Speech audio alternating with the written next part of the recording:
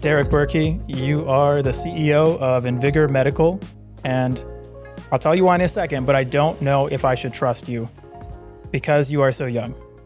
How old are you? You're the CEO of this company, but you started in HR and you look like you're 28. What's going on here? Well, thanks. Yeah, I'm 31. But yeah, it's funny. I sometimes wonder, it's like that one song, I forget the actual name of it, but it's like, I look at my life, I look at my wife, how did I get this wife? But I sometimes just look at my life, I'm like, wow, how did I get here? How did this happen? Yeah, really, it's been a long journey.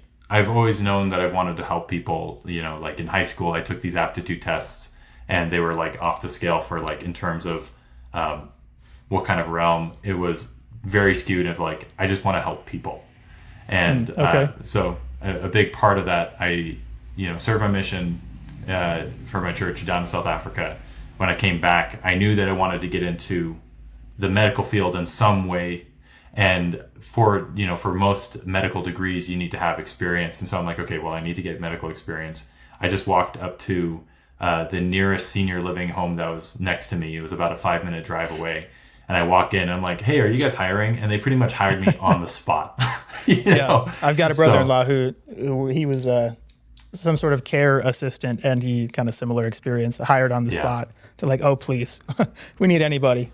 Yeah, pretty much. Like you can just be a warm body and they'll take you. And unfortunately, they get a lot of really bad employees, and I got to see that firsthand. But I'm really glad that I actually started my whole journey in the medical field as a caregiver, because it shapes so many of my beliefs around patient care. And we can dive more into that now. We can dive into it later. But in terms of my journey to getting into my role here at Invigor Medical, I started as a caregiver, and then I kind of moved my way up slowly over time from job to job. So I started as a caregiver, worked as a physical therapy aide at a physical therapy clinic. From there, I worked as a medical assistant at an addiction medicine, helping people get off of heroin and those kinds of things, narcotics. And then from there, I worked at a prosthetics and orthotics clinic for a while. So I kind of have a hodgepodge of a bunch of different medical experience. And, it's a good mix. Yeah, and this was all while I was just doing school online and getting my bachelor's degree in healthcare administration. And at a certain point, I had a buddy of mine who was working at Invigor, and he was like, "Hey, we really need somebody to help us like hire doctors. Are you good to come over here?" And I'm like, "Yeah, sure. Let's explore this a bit." And so they hired me first as essentially HR to hire doctors for the doctors network, and that's since been expanded out and is essentially a third party service that we're doing. But it was just the beginnings, and I saw as soon as I came in, just the floodgates of things to do opened, because with any startup, there's just a lot of work to do. There's a lot of standard operating procedures that need to be made. There's a lot of they don't exist yet. And I pretty much everything that all of the standard operating procedures at Invigor Medical I wrote, more or less, and I've had a lot of help along the way with people that were actually doing it and that were a lot smarter than me to help me understand the full system. But I'm kind of the guy that like codified everything and brought everything together. So I very quickly moved from HR saying like these are the procedures of how we work, into kind of more of an operational role. So I moved from that to the director of operations, and then eventually moved my way into the executive team. I talked with the ownership during that time, and they were like, "Hey, we at a certain point we want to be able to kind of like take a step back from the company and relax a little bit. So we want to put more of this responsibility onto you." And it was actually about this time last year, we got signed up with a PR company called Influencer Press, and they were wanting to they needed someone to kind of be the face of the company to be able to like go and do these media appearances for various things. And all of the owners were like, "Nose goes, we don't want to do it. We're out," And so they were like, "Well, I guess Derek, this is your time to shine. We're going to make you CEO, so that way when you go onto podcasts like this and people are asking you what you are, you can say I'm the CEO of Invigor Medical." So honestly, a lot of my day-to-day tasks didn't really change. A lot of it is just more like being able to come on things like this and talk with confidence and say like, yeah, I'm the CEO of Invigor Medical. We're running a great operation, that kind of a thing. So they gave you the title for the sake of appearing on podcasts like this. Correct. No, I mean, no, it's not just that. There's definitely more that goes into it than that. But it's a big part of it is, I'll be honest. Like when I was on LinkedIn before, I maybe had like 500 connections, and like there wasn't really a ton of growth there. As soon as I switched that role to CEO, it just blew up. People just connection treat you requests differently. every day. Yeah, exactly. And it's like, all right, cool. So there is like some sort of secret unlock there. I wouldn't necessarily say, if you're trying to get the CEO role so that way you can get more invites on LinkedIn, you're probably doing it for the wrong reasons.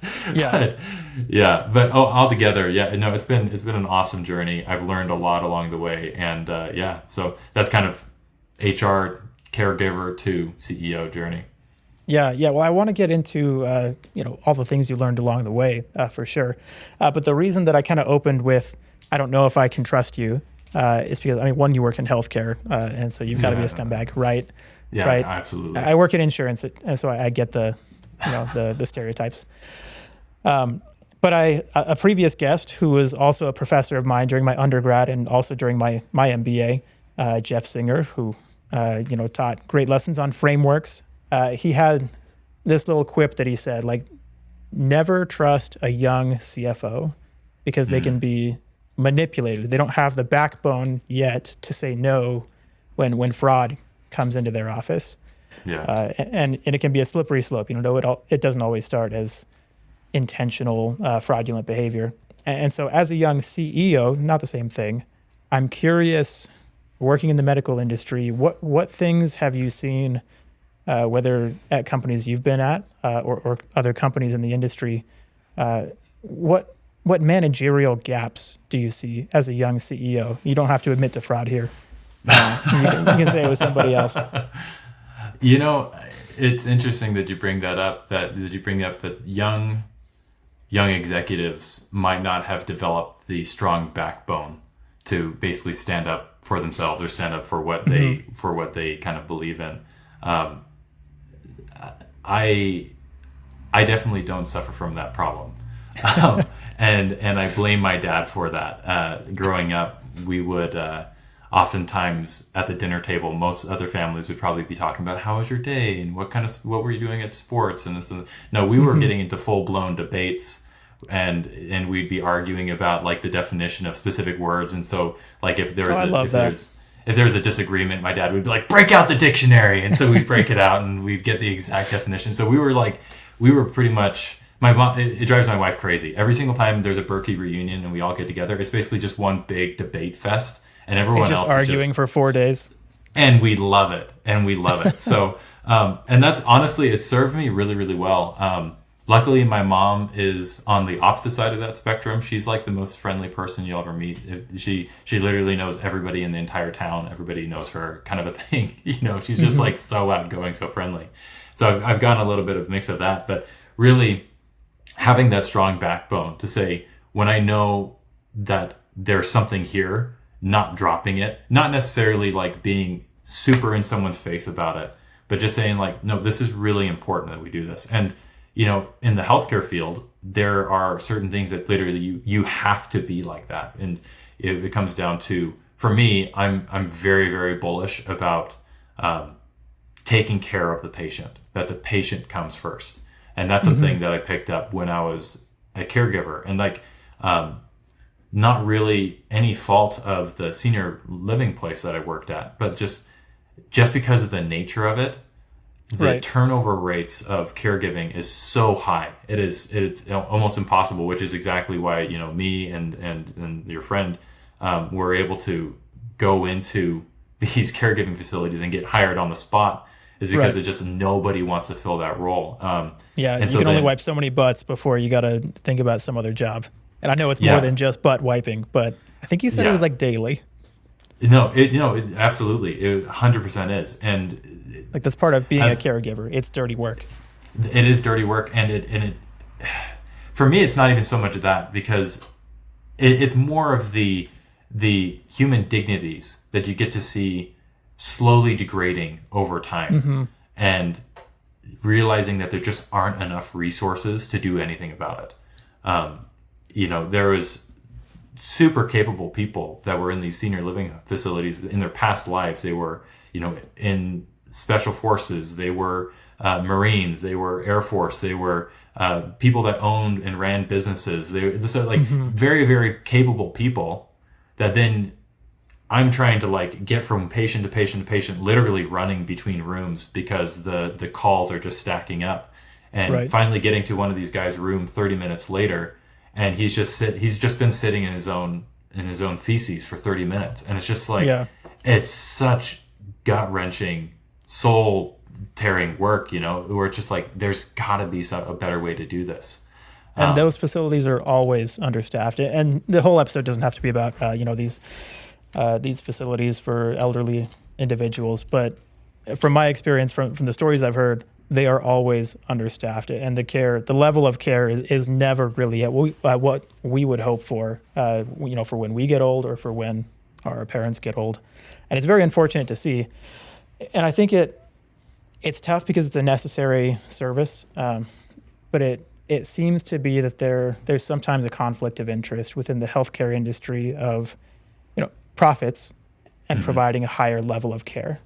Because if you do pay people more, you hire more workers, well, then your profits will be lower as the owner of the facility, unless you're running it in some other way that makes up for that. But, it's just the unfortunate reality of having incentive tied to profit, but not necessarily to level of care. Outcomes, yeah. But with Invigor, maybe getting back to what we're supposed to talk about a little bit more. So tell me about Invigor. You're the CEO of this healthcare tech startup, kind of trying to disrupt the industry. What problem are you guys solving here? It's funny that you asked that, and that we transitioned from the caregiving model to this. Really, the caregiving, everything that's wrong with, not everything, because we're not providing any services to that, but really we're taking a lot of the issues that people see at the end of their lives, where they don't have enough muscle mass, they have too much fat mass, they just don't have enough energy. Like, at the end of the day, Invigor Medical is very much a longevity company, and that's it's a buzzword, right? And people can throw that around all day, and there's definitely a lot of pseudoscience that can kind of surround that. Oh, for sure. For me, it's very, very much based, my motivation behind running this company is to try and prevent as many of the issues that I saw while I was a caregiver as I possibly can. Because if you can have enough muscle mass to essentially squat on and off of a toilet, if you have enough energy to be able to continue your activity of daily living, even ED is a big thing as well. If you're able to maintain your relationships, because you're able to keep your sex life essentially going for as long as you'd like there's these huge quality of life drivers that can be solved way upstream. And so the further upstream we can go, the easier it is to prevent like this decline of quality of life. I don't know how familiar you are with Peter Attia. He wrote the book Outlive. He's very much big in like the health space, and he kind of has coined these two terms. Well, not two. We all know what what lifespan is. So lifespan is literally just the number of years that you're alive, right? He kind of coined this term healthspan, which is the number of years that you're healthy. And so the ones that matter. Yeah, exactly. Yeah, and really, what he has a whole video about it. It's about a 2 or 3 minute video that I encourage people to go and look up. If you just type in Peter Attia healthspan, you'll find it. But essentially, what he does is he's like, the natural curve of life. We start here, and then we kind of like it's a natural curve down where you have number of years lived and the quality of life. And so just as you live more years of your life, it typically just naturally goes down. What we've done with healthcare is essentially we get down to the bottom here, we get to our end years, and instead of increasing the the quality of life, we essentially just drag out the worst part of our life. So we can requiring additional health care during that time frame. Exactly. Right. Yeah. And so it's really just making that problem. And it's like you go to any caregiving facility, you go to any of these facilities, and it's just people are just not having a good time. And so then essentially health 3.0. So that's health 2.0. Health 1.0 was like when Socrates who is it? The Hippocratic Oath. So Hippocrates, I think, is the guy's name. Where he's like, there's these different states of being. There's the origins of medicine. That's 1.0. 2.0 is when we actually like created the vaccine back in the 1800s, and things haven't really changed. Things have changed a lot in terms of technology, but in terms of philosophy, not much has changed. Which is essentially where we're treating a problem. Health 3.0 is we're not just treating a problem. We're trying to actually proactively not negate or get rid of a negative thing. We're trying to actively pursue a positive thing. And so with Health 3.0, the idea is to try to make the curve as flat as possible for as long as possible so that you're staying at a high health span. And then optimally, you hit like 100 years old and just one day your heart is like, I've had enough, and you just immediately die. So you just it's a flat line for quality of life until you flatline on the machine. Exactly. Yeah. And so that's the goal. And obviously that's a really lofty goal, but that's a big thing for me personally. That's what we're trying to do with Invigor Medical and what a lot of our treatments do, I don't know how deep you want me to get into our products without this sounding too much like an ad read for Invigor Medical, but like I truly believe in a lot of these things. Yeah, I would like the listeners to be able to understand, like, okay, you're increasing not just longevity, but the quality of life over that time frame. But how? Through what methods? I've got an understanding of what Invigor does, but new company, startup. I assume most people are not familiar with Invigor, and so with the mission being, and maybe you can restate the mission, but with the mission being to not just expand or not just extend someone's lifespan, but increase the quality of life now and down the road. How is that done? Through what products or services do you guys do that? Yeah, I think you absolutely nailed it. We offer a handful of medications. So just to give people an idea, we're not just like selling you these medications direct. There are websites like that exist that are called research chemical websites where you can just go and buy whatever chemical you want. I highly suggest you avoid those. And not FDA approved. Research is maybe used loosely. Yeah, and that literally say on the vial, like, do not inject into humans. It's bad stuff. So, but what Invigor Medical is essentially you are seeking some sort of treatment. Really, the popular one up to this point has been like semaglutide. Everybody's talking about GLP1's and that kind of thing. People are trying to find. So we currently don't offer GLP1's at Invigor Medical, but let's say somebody was looking for that, or one of our other ones, tadalafil is a popular ED medication that we offer, which the name brand for it, I believe, is Cialis. So there's Cialis, Viagra. The generic names of those are tadalafil, sildenafil. If you were to like type that up, you'd come to our site, you'd see that we have a page for it. And as you go through the checkout, essentially you fill out an intake form. We get that in front of a doctor. They review it and make sure that you actually qualify, see if there's actually a need for it. And then if there is, they write the prescription and ship it straight to your door.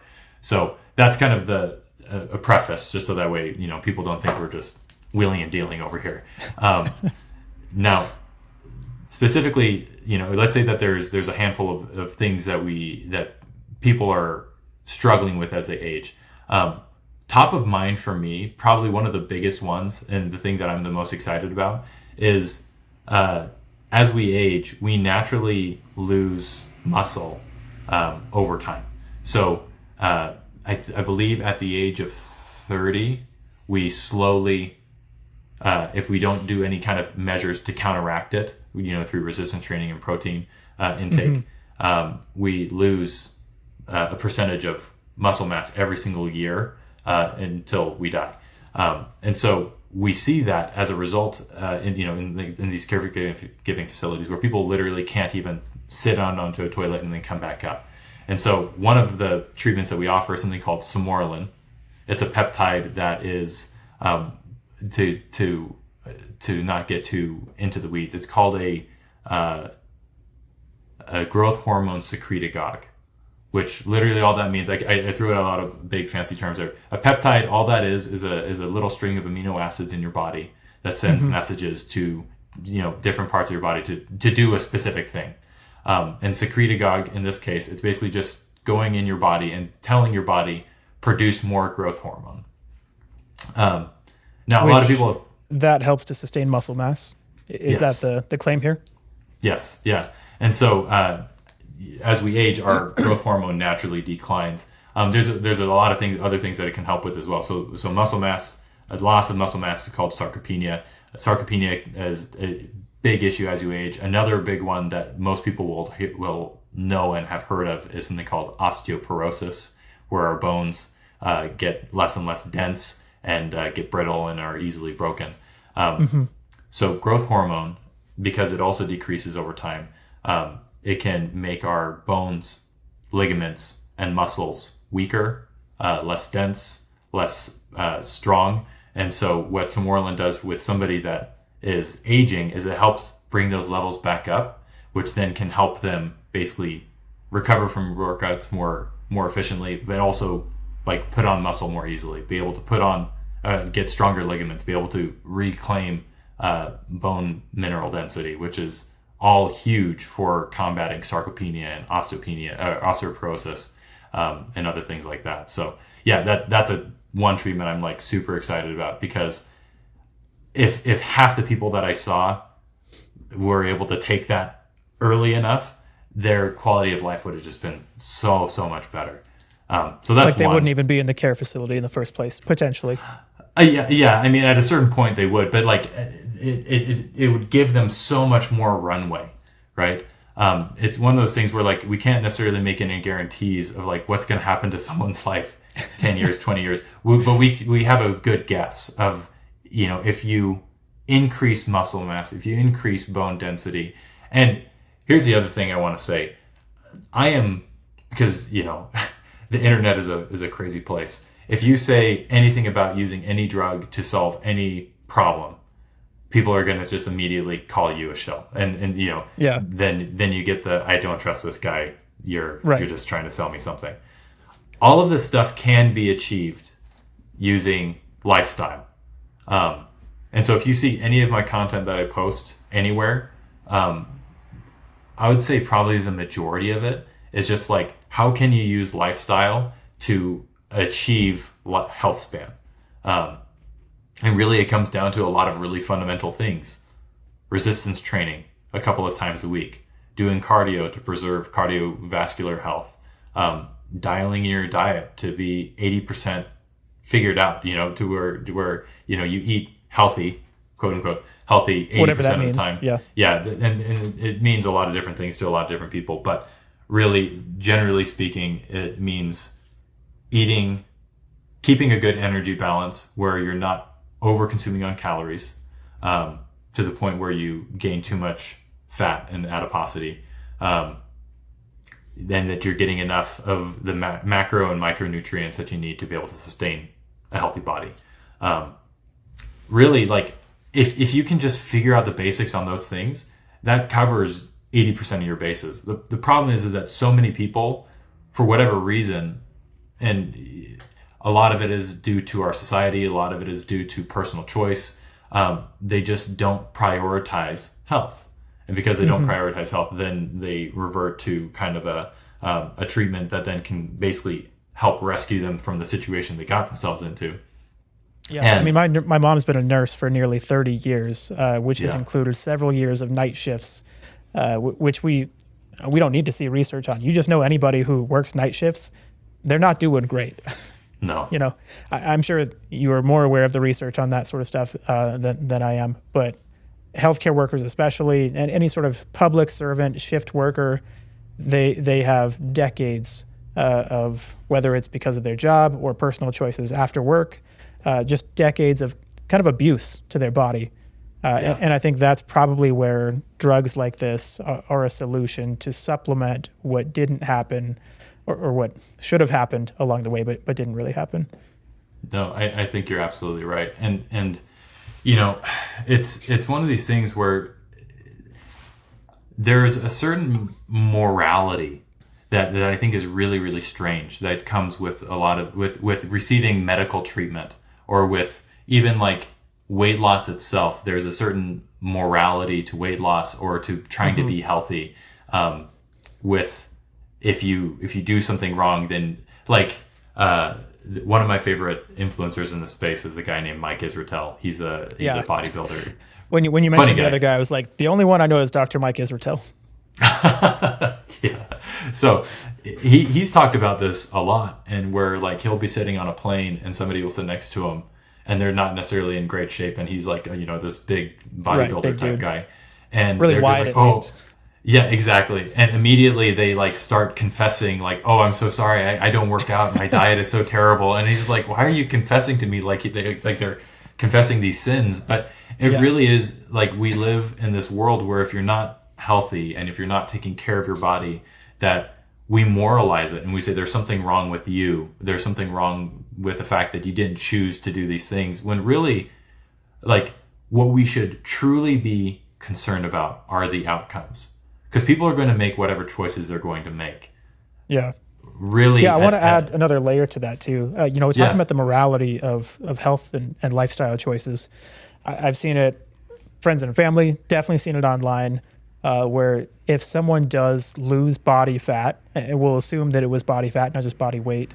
Yeah. But if someone does reduce their body fat through the use of GLP1's or other similar drugs, then they're shamed for that. They're shamed. I think it was you who posted about Serena Williams on LinkedIn recently, right?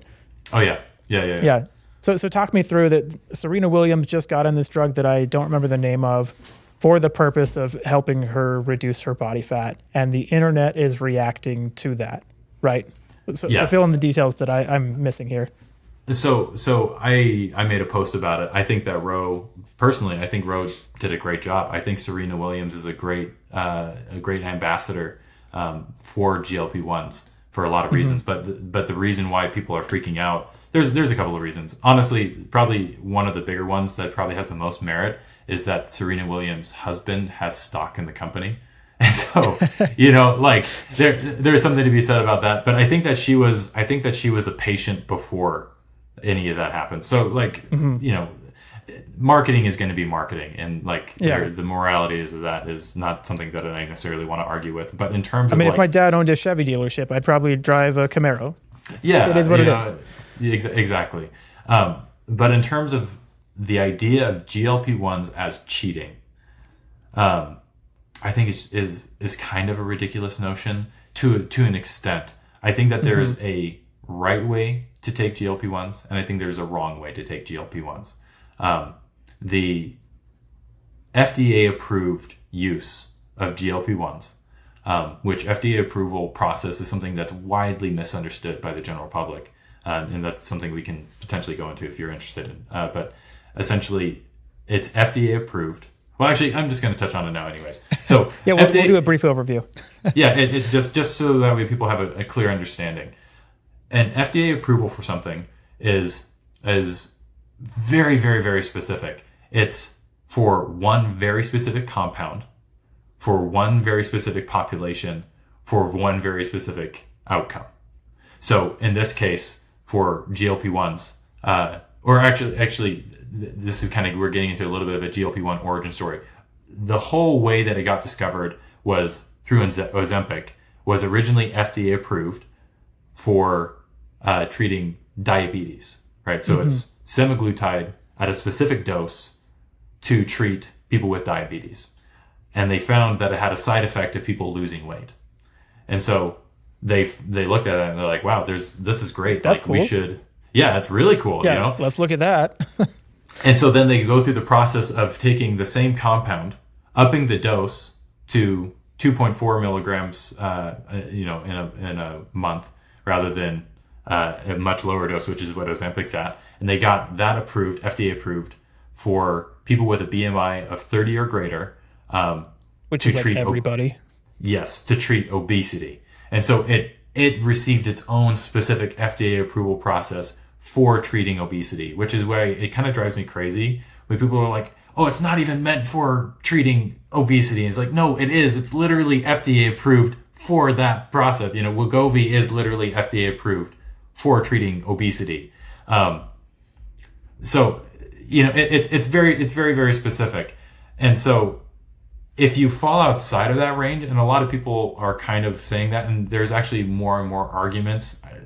I won't dive too deep into that, but there are some people that are saying, like it'd be beneficial for people even outside or slightly below the 30 BMI range to take it, because it's good for managing blood lipids and all of these other kinds of things. There's a ton of stuff, ton of new science that's coming out all the time for it. But specifically in Serena Williams' case, she had the right indications. She had a BMI that was greater than 30. She went through the right channels. She had a prescription written by a doctor, and like it to me, it's crazy that people say like, oh, I can't believe that she did this. She just needs to work harder, or she just needs to like get her diet dialed in. Which is like, literally, how many Wimbledons have you been to? Oh, that's right, none. Like. You're upset about one of the greatest athletes of all time admitting that maybe they could use a little bit of extra help to manage their health. Yeah. Maybe that says something about the rest of us. Yeah, absolutely it does. And like the fact that she came out and just like, I needed the help and I got the help. And it's not like she's taking steroids or taking something. She literally went through the right channels to get medical treatment and really truly netted a benefit from it, and started a conversation that then can allow other people to say, I've tried dieting and I've tried exercising and all these things, and truly the environment that we live in, the world that we live in, and really it comes down to the food industry that is in America is so hyper palatable that it makes it so hard to stay out of that obesity range, and it's crazy how good our food is. Like, not even going to fancy restaurants all the time. Like my wife and I, we got a little lazy over the past couple of years with cooking at home, and we'd go out for a lot of our meals, maybe greater than 50% of our dinners. Yeah. We started cooking at home to save some money, and so we just started cooking at home for like a few weeks in a row, and then we're like, all right, we'll go out. We went to like, I think The Habit was the first place we went out to after like 3 weeks. They've got pretty good burgers. Maybe some would say really good, but they're not crazy good. It tasted incredible. Like this is what we've been missing through all of our bullcrap meals at home that are healthy and cheaper, and we're spending more time together as a family at the dinner table. Like, man, this is so good. Our food is engineered to be delicious, and I love it, and it's terrible for us at the same time. It's funny. I've been having some recent discussions on LinkedIn and kind of exploring a theme that is, I think, really interesting, of palatability as the marker of adherence to any diet. Because what the diet fanatics would want you to do is they're like, eat totally nothing but whole foods. Like, right. The bodybuilder diet, where you just eat chicken breast and broccoli for boiled every chicken. Meal. Yeah. But the problem with that is that when palatability is low, adherence is also very low. Right, especially over an extended time scale. Yeah, exactly. And so, if you're able to do that for a short period of time, then, that's just fine. But really what most people need is they need to be able to find something that palatability is somewhere in the middle. The food industry is like, oh, palatability, we're going to turn that up to 11, to the point where people have straight on food addictions, where they see a bag of Doritos and they can't help but finish the entire thing. It's broken. So it goes from adherence to borderline addiction. But really, if people can kind of in their mind think, okay, palatability is this lever that I can kind of turn, and the more tasty something is, the more I want to eat of it. That means that if I can turn it to just the right point where I'm not over consuming, I feel like I'm satisfied, then I'm not necessarily left craving for more, but I also I really like the meal. That means that you can extend that diet indefinitely into the future.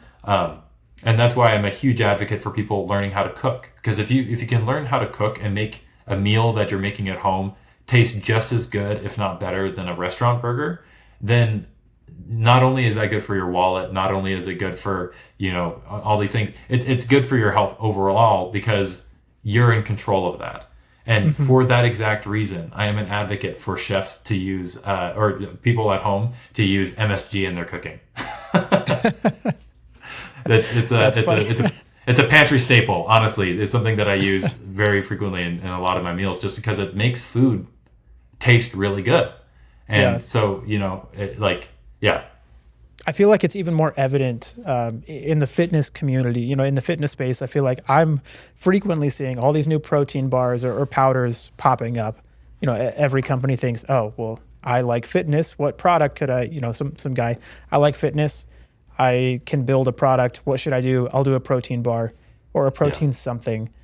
And all this stuff is popping up and you try it and you're like, well, this isn't even good. So even as a fitness person, and I wouldn't say athlete, but I work out several times a week, try to lift weights every day.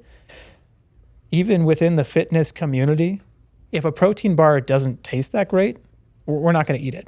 Even if the macros are incredible, like the Costco protein bars, macros are crazy good, but they're so gritty and kind of gross, honestly. Yeah, I kind of have an on and off relationship with the Costco protein bars. there's certain flavors that are okay. I'm just going to do it. Yeah, exactly. You go through those little periods and then you're like, oh, well, I need something more palatable. I need something that's a little tastier that I can choke down a little easier or not have to choke it down. Have you had the Puff Built bars? I have, yeah.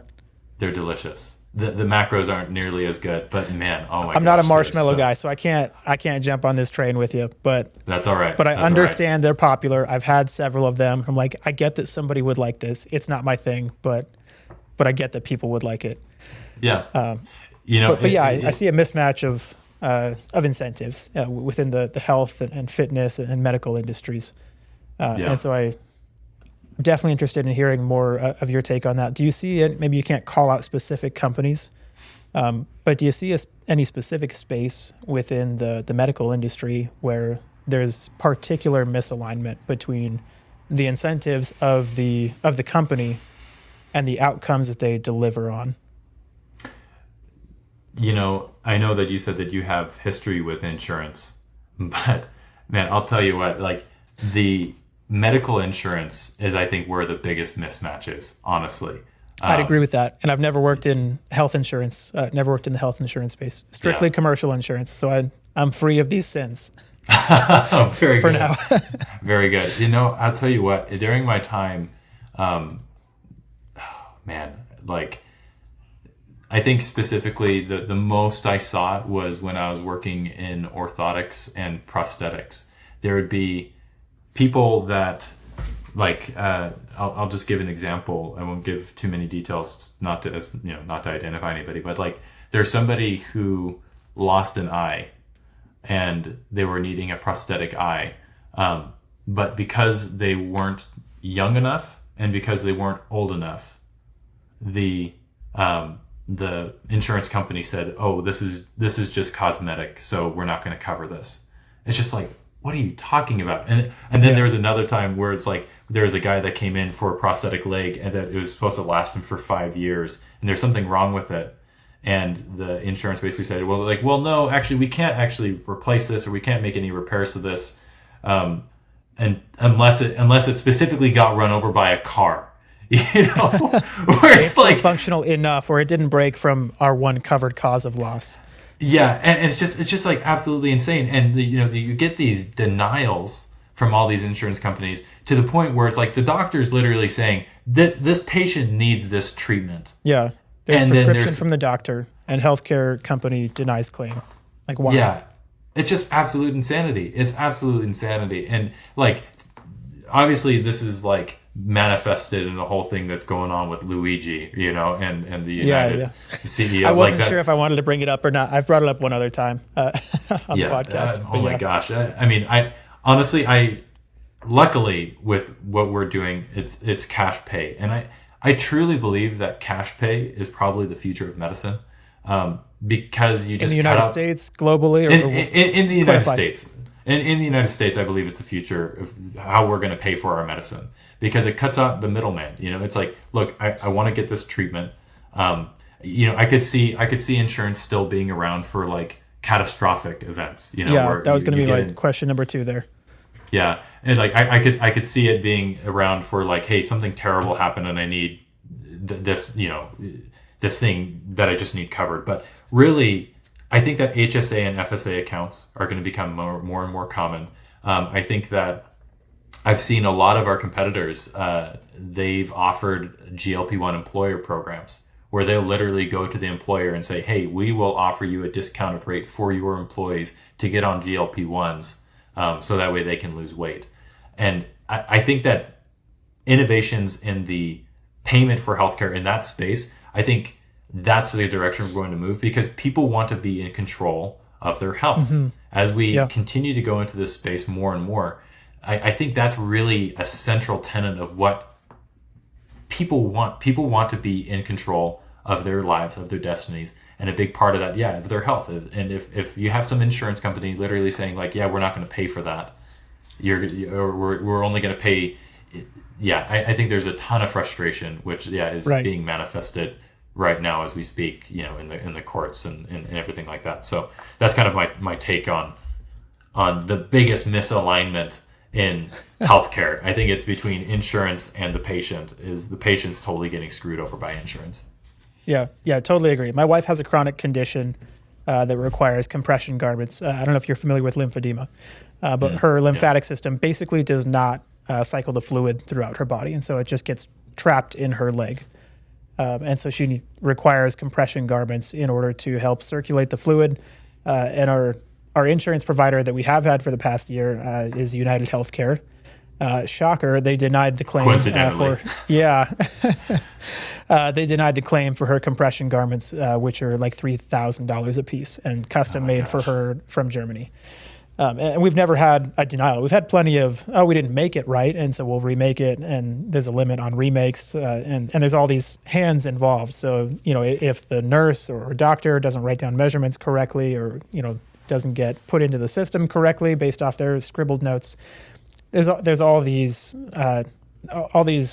spots that could be a ball dropped within the system, all these different handoffs. But with United, I'm not saying Luigi did the right thing, because I don't agree with his method, but I do understand his frustration, specifically with United Healthcare and the healthcare insurance industry at large. Totally understand that on a firsthand basis. And so we're still dealing with appeals and claims, and it's a whole process. So I totally get that. That's super frustrating, man. Yeah, we'll be okay, but it is annoying. If she required these garments due to breast cancer, it'd be covered. But because she has primary lymphedema, meaning that she was born with this condition, it's not covered. And I don't get it's a pre-existing condition. That's the thing. Is it's just because you've suffered with it forever instead of just recently from cancer, then it's not covered. Like what? Yeah, don't get it. It really what it is. I saw a post, and I think I shared it actually, where it's just like, these insurance companies need to start getting malpractice claims made against them, so that when there's something that goes wrong because coverage got denied, they are slapped with that bill. And I think that if that was to happen, I mean, I don't know all of the processes that would have to go into that, but really that's what it comes down to, is more or less these insurance companies are like practicing medicine without a license, because they have no idea. I mean, maybe they're have dictating some sort of how long surgery should take and how much anesthesia they're willing to pay for, but that's dependent on the patient, on how much they require. Yeah, absolutely. So it's completely crazy. So broken system needs reform, but it's so large, it's tough to tackle. And I want to switch gears a little bit of careers in healthcare. So you started it at the very lowest level, which I think is awesome. I think for almost any industry, that's probably the best way to start. Yeah. Work in several positions, zigzag your way. Maybe don't go up, just one ladder, but experience from the lowest level, several aisles within an industry. So I think it's awesome that you started that way. For young grads, which is kind of the focus audience of this podcast, young grads, entrepreneurs, and other people interested in leveling up their career. How does someone get into the healthcare industry? What would you say that even means? It's such a vast industry. If you had to start it over and re-enter healthcare, how would you do that? Man, I'll tell you what, it really is a maze. I think I kind of lucked out to a large degree because I knew somebody that was in a startup. And that they just so happened to be in this digital health space that was on the verge of kind of blowing up.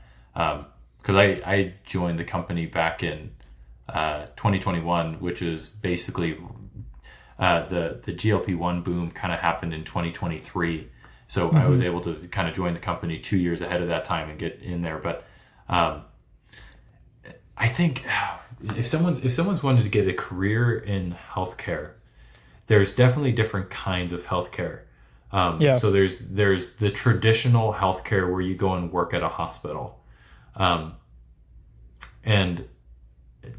I don't actually have a ton of experience with that specifically. So in terms of my healthcare experience, I started as a caregiver, which, if you want to get a job there, they'll literally take you. You can start today. You could start today. Just show up. In terms of all the other ones, I would say it's funny. I went from being a caregiver to being a physical therapy aide to being a medical assistant. And honestly, I did it all without actually going to school for any of those things. I more or less just leveraged my previous experience and skills I picked up from the previous job, and I applied it to the next one, and then I applied it to the next one, and kind of just leapfrogged my way up, kind of like what you're saying. I just kind of and each time I moved, it was a slight improvement, then a slight improvement, then a slight improvement, all while working on getting my bachelor's degree in healthcare administration, which was super helpful. It's definitely not like a super prestigious degree. I was going to WGU, which is just like an online school that I don't know what the field feels about as a whole, but it was super valuable to me. I learned a lot of things. I was able to accelerate through a lot of courses very quickly, and I still use the spreadsheets course that I took there. I use it every single day, and it's just like one of these things where I'm super grateful for it. But in terms real quick on that, was that like a general Excel class, or was that spreadsheets for healthcare administration, or what kind of class was that? It was just a general spreadsheet course. Yeah. And it's like, I went from, it's funny, I saw this Game of Thrones meme where it's like, he sees, I forget everybody's name, so I'm going to totally butcher it. But basically, like, he sees like this kid from his past, and he's like, Excel spreadsheets back in my life again, It's like when you're in high school, it's like you think, oh, this is for old people, and I don't want anything to do with it. And then, you become an adult and you enter the workforce, and it's like, oh, no, spreadsheets are like my best friend. This is like the best they're like thing. my life. I had a buddy in college who said like, oh, dude, nobody's using Excel anymore. That's dying. Nobody's going to be using Excel. This was in like 2018 or 2019. Yeah. And even then, we were both in college, and I was like, I think that might be the dumbest thing you've ever said. Like that is dead crazy. Wrong. Dead wrong. Yeah. Crazy to say that. Yeah. So anyway, I was just curious, like, was it healthcare specific that helped you, or was it just broadly understanding spreadsheets has been valuable at every job? No, it's been broadly, understanding spreadsheets has been broadly helpful at every job. I will say for healthcare specific things, just being in the field, getting into any job and getting your feet wet, getting your hands into the work, and like actually, there's a lot of these jobs, like I was not making a ton of money, I was basically just trying to get the experience and getting by as is, but the experience is what allowed me to go from one position to the next and increase and then learn more. I will also say a big one major theme that I've seen at every single job I've been at is essentially taking a little bit of time to try to do a little bit extra, go the extra mile, and actually try to not just do the job, of actually like figuring out what is the next, what is the little extra that I could do that would like take this to the next level. And like all of my positions before I started at Invigor Medical were pretty much entry level. And by the time I left them, I had either was in some sort of like lead position, or like, for example, when I was working at Ideal Option, which was the addiction therapy clinic, I started just like as a front desk person, and I ended opening up multiple clinics for them in various locations, setting up their telemedicine capabilities to be able to get their entire network set up. I was able to like say, okay, hey, we have 2 different types of medical assistants. We have scribes and we have these front desk ones. I was the first one to get cross-trained between both of these different types. And I'm like, look, because I know how to do both of these things, now I can alternate and make your lives way easier. So why don't we train all these other medical assistants to be able to do the same thing? So it's just like critically thinking about what you do on a day-to-day basis and just saying, how can we make this better, will naturally lend itself to your progression through your career. And that's a huge reason why I'm even where I'm at Invigor, is because I was constantly looking, how can we make this better? How can we make the operations better? How can we make the patient experience better? How can we make the process smoother? I can't understate how important just identifying problems and solving them that is. So would you say that the healthcare industry, it seems like there's this fog over the healthcare industry because it can mean so many different things. It's like someone saying, oh, I work in finance, but like, is that accounting? Is that investment banking? Is that like an operations role on the back end for something? Like, what does that mean? But I feel like healthcare is even more so just this vagueness, this fog over what actually happens. Because from the outside looking in, and now after talking with you, it sounds like, well, Invigor is maybe even more like an e-commerce company with extra steps, like to really like simplify it. And are there other avenues within healthcare where you think like, oh, the public has no idea, but actually physical therapy, for example, is really just therapy, but we're stretching, and maybe that's a bad example, but are there other parts of healthcare where you're like, oh, well, here's what it really is? So physical therapy, we don't have to stick on physical therapy. But. No, that's fine. No, but I do have some thoughts about physical therapy, and like this is not to offend physical therapists, because I definitely think that there is a specific place and time for physical therapists. But I'm going to say it. I'm just going to say it. I'm sorry to all the physical therapists. I love you guys, but physical therapists are basically just glorified personal trainers, like that get paid that get paid way more because they're dealing with insurance. So they're just really, personal trainers cosplaying as doctors. Yeah, kind of. And the main caveat that I would make to that, because I actually do have a lot of massive respect for physical therapists, is that there are very specific situations when you need a physical therapist to treat something, where the condition is serious enough where it's you need that in-depth knowledge that you don't just get from a personal trainer. But that said, if you were to Google physical therapy exercises for lower back pain, PDF, you would be able to immediately get a PDF print off from multiple universities that basically say, just do these exercises and you'll basically you'll get the exact same thing that a physical therapist would give you. The other kind of caveats that like separate them from personal trainers is that they are licensed to be able to do manual therapy.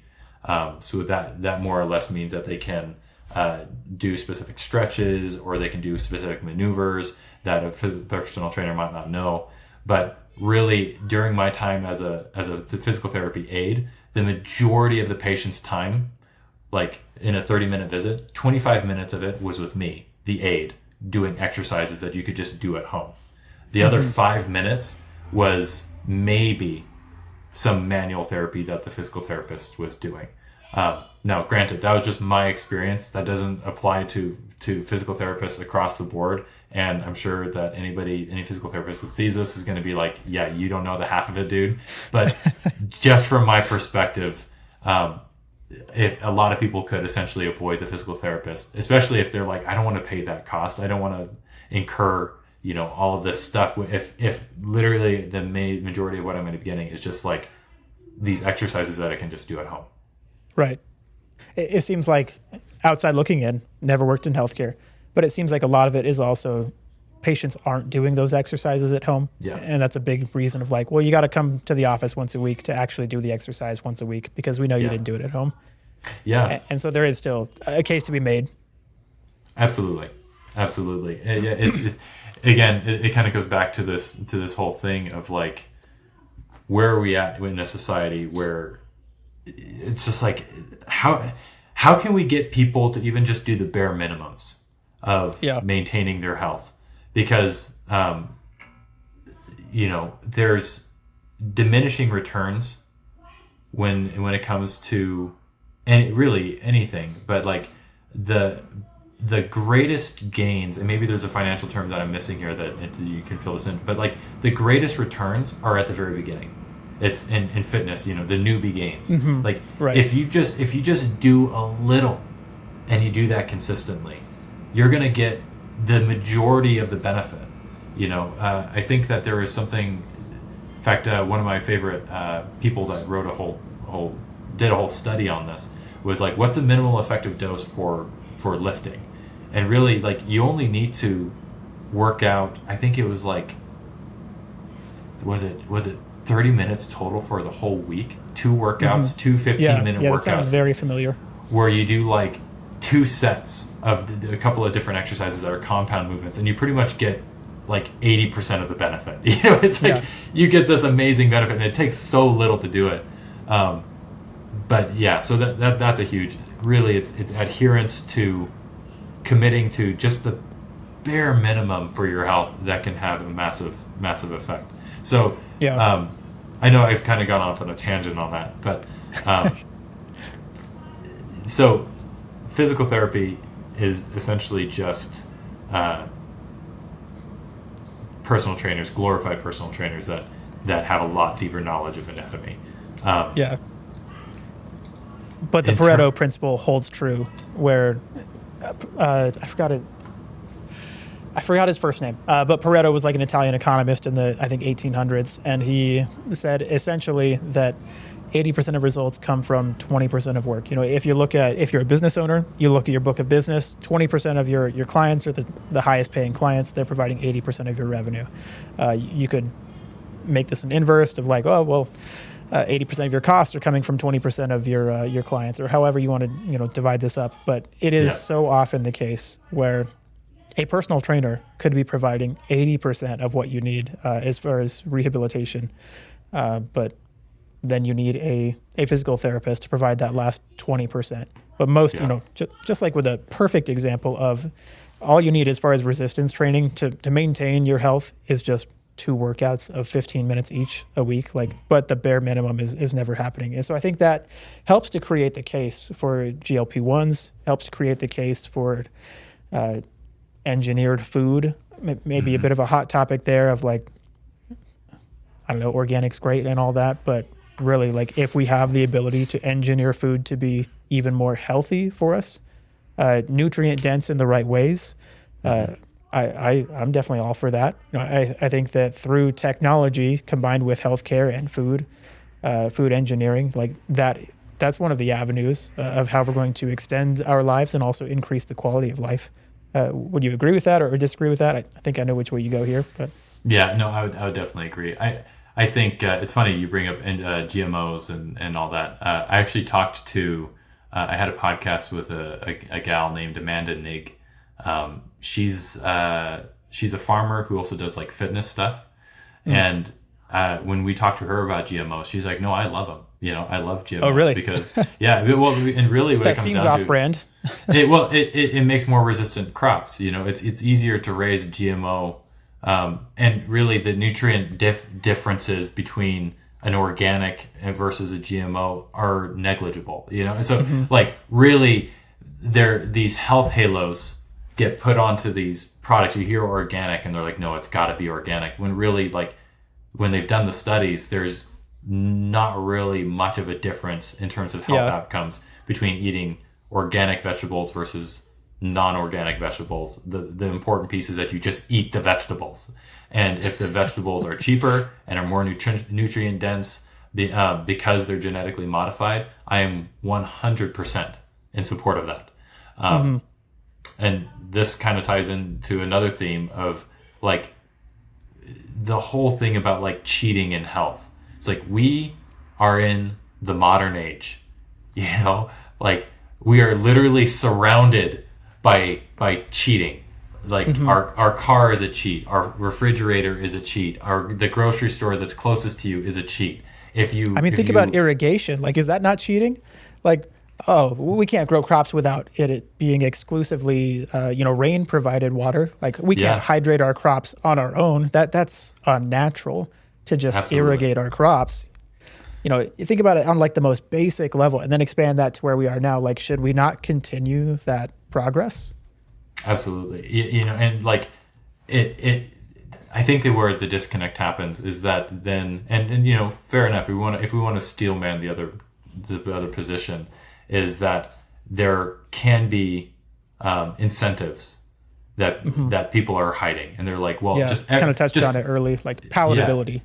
Yeah, exactly. It's just like let's just get everybody onto GLP1s. It doesn't matter, and like there's definitely people that like don't look very closely when they're prescribing you GLP1s, and they're just like, yeah, sure, and they'll just write scripts.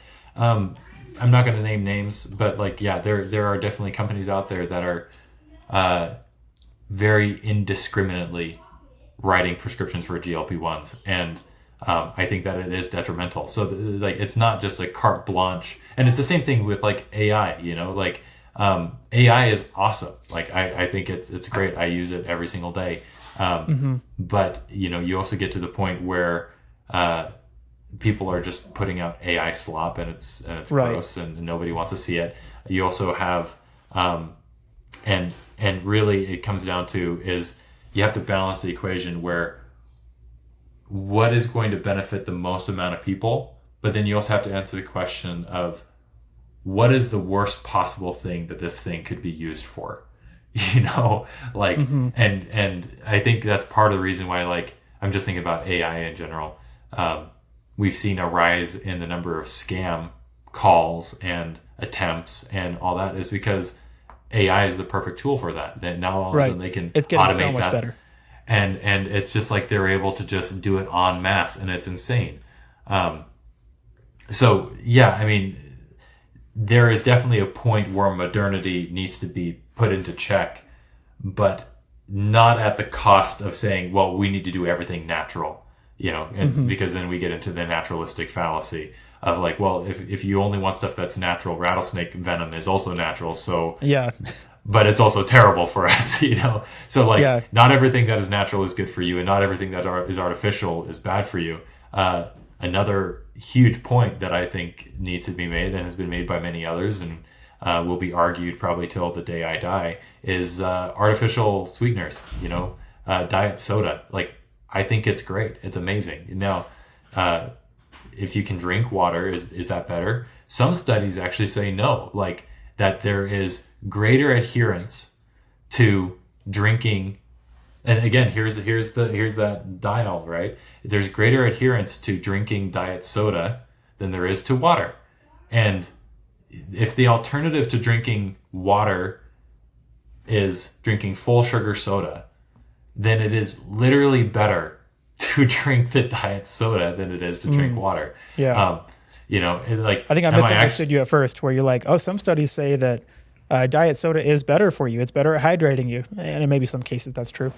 But what you're saying is over an extended time period, it is someone is more likely to stick to their diet if they are drinking diet sodas rather than strictly water, because then it's like, well, this isn't palatable at all. So then they stray and consume things that are much worse for them.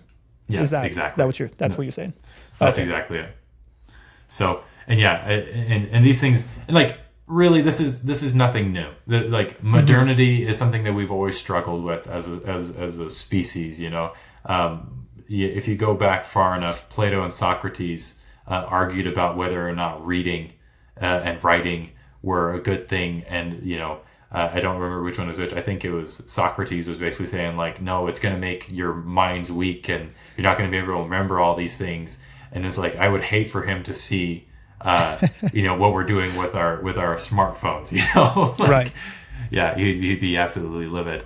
But that is, for better or worse, that's the world we live in. And I would argue in general, and you just have to look at even just mortality rates over the last 100 years. We are literally at the best we've ever been, and they're only going to go up with AI. It's only going to go up with the ability to research new therapies and new, even like using AI as like a personal trainer, saying, like, I just need a really basic thing. Here are the specifics of my situation. Can you help me just come up with a rudimentary plan? Like, there's going to be so many markers of our life because of the modern age, and because of like the confluence of all these things that are cutting edge and are just going to become the norm. Like, I think we're just going to continue to see this go up and up and up. Yeah. Yeah. Well, Derek, I think this has been great. I really appreciate the insights that you've brought to me. And I think it's worth shedding a light on the reality of using GLP1's, the reality of longevity. And I think none of us are taking it seriously enough. And I think the healthcare industry, as vast and vague as it is to an outsider, it's still disruptible, which is what you guys are proving at Invigor. And I think that's really cool. And that's one of the reasons why I wanted to have you on. And especially, as a young CEO who worked his way up between literally the bottom, I'm sure you were working minimum wage or close to it in your first role as a caregiver, and getting to see just the issues, firsthand, of the healthcare industry, of patients receiving quality care. I appreciate that context that you bring to the table, and I appreciate you jumping on this call. But how can people reach you? Do you have any place that people can reach out at? Yeah, I mean, I have an Instagram, but like, I don't do anything with it. So the best place to get me is on LinkedIn. If you just look up Derek Berkey on LinkedIn, you'll find me there. I'm probably posting something about calories or various treatments, or basically what Matt and I have talked about here. So it's definitely a good time. Yeah, and the weird thing about LinkedIn is that CEOs respond to random messages. It is weird that you can just have access to anybody on LinkedIn. So if anybody is still listening, feel free to reach out to Derek or myself or anybody else. It really is a community type of platform. Yeah. But cool. Well, Derek, thank you for coming on. Appreciate your time. I hope you can get to dinner with the family. Yeah. And hope you have a good night. It's been a blast, man. Really enjoyed it. Okay. See you, man. Take care.